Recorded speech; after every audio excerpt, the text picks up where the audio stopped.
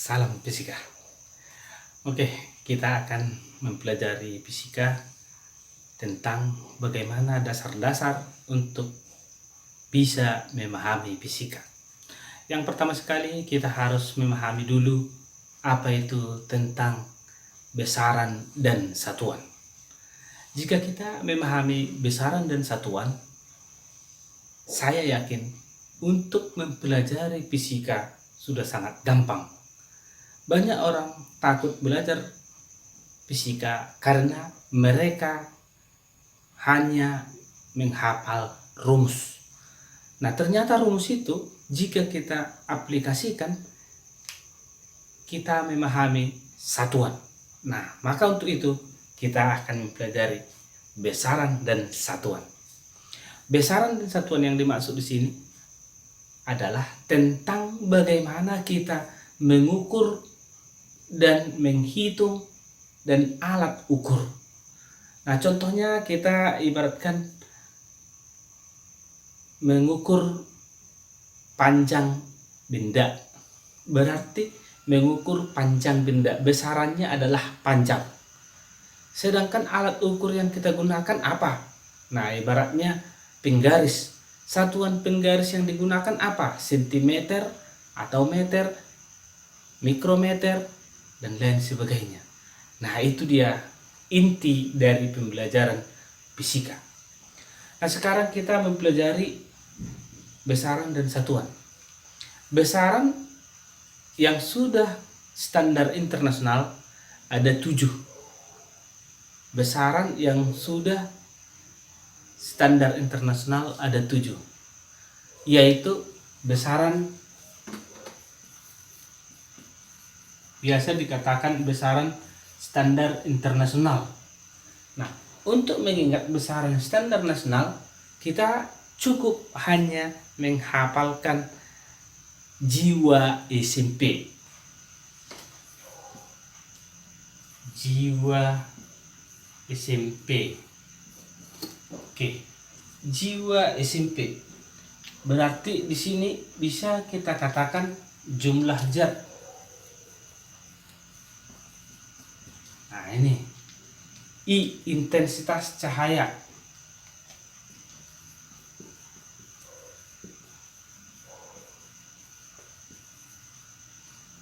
W, waktu. A, arus listrik. S, suhu. M, massa. P, panjang. Nah, inilah dia besaran standar internasional. Nah, jumlah zat di sini satuannya adalah mol. Intensitas cahaya adalah kandela. Waktu sekon. Arus listrik ampere. Suhu Kelvin. Massa kilogram. Panjang meter. Nah, inilah dia tentang besaran standar internasional. Nah, kalau dia besaran standar internasional, berarti besaran inilah sebagai besaran pokok. Jika ada besaran yang lain, tetapi satuannya penggabungan dari sini, namanya besaran turunan. Ya. Contoh besaran yang diturunkan dari besaran pokok ini yaitu meter per sekon. Nah, meter per sekon atau kilogram per meter kuadrat. Nah, kita ambil salah satu yang ini, meter per sekon. Berarti kalau meter per sekon, berarti digabungkan dari panjang dan waktu. Nah, berarti kalau dia sudah ada gabungan dari sini, namanya besaran turunan.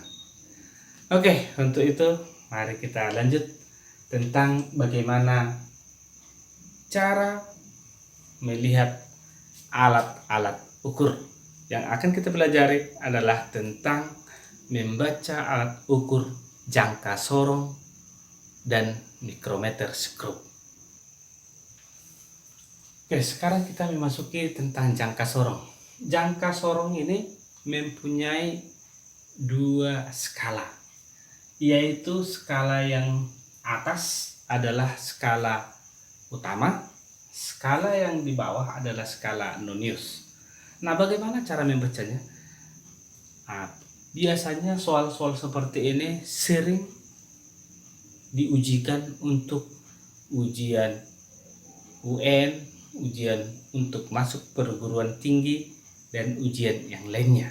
Oke, mari kita mulai mempelajari tentang jangka sorong. Nah, skala utama jangka sorong ini satuannya bisa dibuat dalam sentimeter. Nah, yang paling sering adalah dalam sentimeter. Nah, di atas ini ada dua garis sampai 3.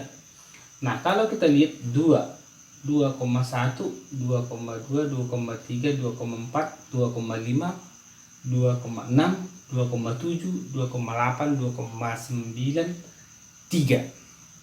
Oke, itu yang di atas itulah skala utama. Nah, sedangkan di bawah ada, kita lihat yang warna merah di sini ada 0, 1, 2, 3, 4, 5, 6 dan seterusnya. Oke, untuk kita utamakan di sini membaca jangka sorong, caranya sangat gampang ya. Jadi yang di atas ini sentimeter, yang di bawah ini kita katakan milimeter. Oke, pertama skala utama ya. Skala utama dari sini 2. Di sini 3, berarti di antara 2 dan 3. Oke. Nah, di antara 2 dan 3, lalu perhatikan tanda 0 di bawah. 0 di bawah. Nah, berarti sekarang skala utamanya 2, 2,1, 2,2, 2,3. Nah, di sini sudah dapat kita buat 2,3. Ini utama. Ya. 2,3 cm. Kenapa 2,3? Karena 0 tidak sampai kemari. 0 di atas 2,3, di bawah 2,4. Nah, berarti di sini kita lihat skala nonius. Ini nonius. Kita lihat di sini yang berimpit, kita katakan yang berimpit yang ini, berarti pada angka 6. Karena ini sentimeter, ini milimeter. Nah, kita ubah nanti dia ke sentimeter. Ini 6, berarti 6 kali 1/100. Nah, ini sudah langsung sentimeter. Berarti ini 0,06 cm.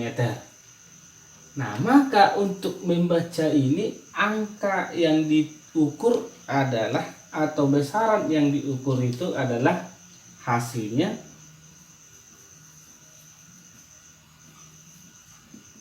2,3 ditambah 0,06 cm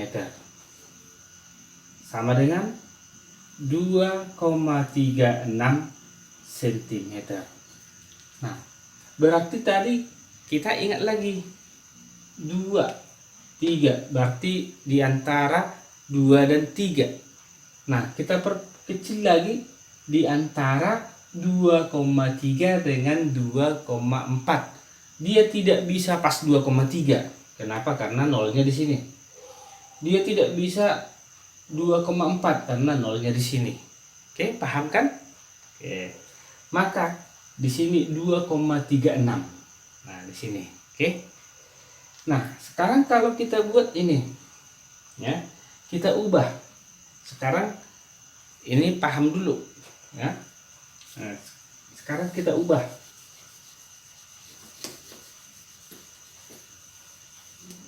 Jika ini kita ganti. Nah, kita ganti dulu. Saya buat di sini 0, angka 0. Kalau ini ibaratnya angka 4, di sini 5. Berarti skala utamanya di antara 4 dan 5. Kita lihat lagi di antara 4,1, 4,2 karena nolnya batasnya di sini. Berarti di sini sudah dapat kita tulis pertama sekali 4,2. Ya, 4,2. Tapi nodusnya belum kita masukkan. Kita cari di mana berimpit. Ibaratkan berimpitnya di sini. Ibaratnya kita buat berimpitnya di angka 4. Di sini 4. Berarti skala nodusnya 4 kali 1/100. Ini cm, ini langsung cm. Berarti di sini 0,04. Maka hasilnya 4,2 ditambah 0,04. Maka hasilnya adalah 4,24 cm. Saya yakin Anda paham. Untuk lebih paham, nanti setelah video ini ada link untuk soal-soalnya. Oke? Nah, itulah tentang jangka sorong. Nah, sekarang kita masuk ke mikrometer sekrup.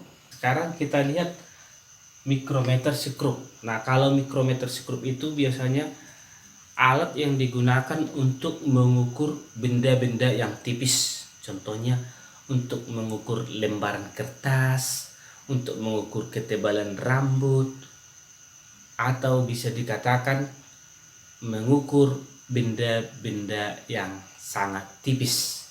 Nah, jadi satuannya adalah milimeter. Oke. Nah, sekarang kita lihat sama seperti yang jangka sorong tadi. Di sini ini yang paling utamanya.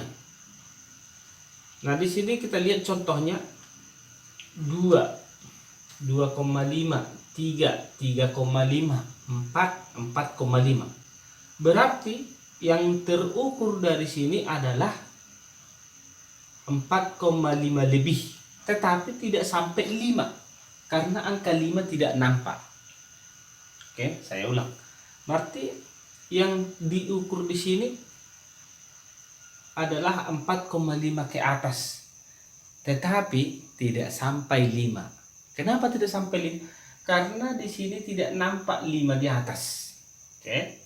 Maka pertama sekali kita buat di sini 4,5 mm. Nah, kita lihat yang di sini. Ya. Kita lihat yang di sini. Tadi tidak sampai 5, ya. Kita lihat yang di sini. Garis ini yang lurus kemari adalah 45. Berarti di sini ditambah 45 dikali 1/100. Ini milimeter. Oke. Nah, berarti di sini 4,5 ditambah 0,45. Maka hasilnya adalah 4,95 mm. Nah, tadi kan tidak sampai 5 ya, karena tidak nampak di sini. Oke.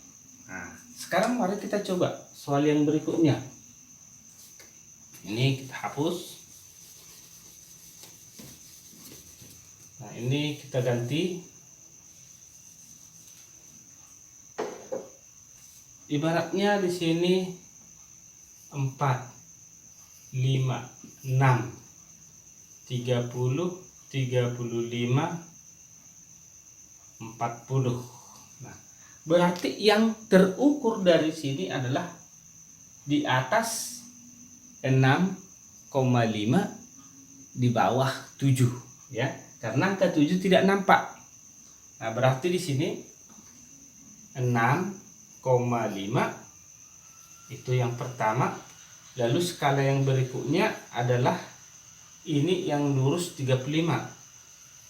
Ini ditambah 35 dikali 1/100. Maka di sini 6,5 ditambah 0,35, maka hasilnya adalah 6,85 mm. Oke, saya yakin Anda pasti bisa. Untuk itu kerjakan coba soal dari link di bawah ini. Oke, selamat belajar. Salam fisika.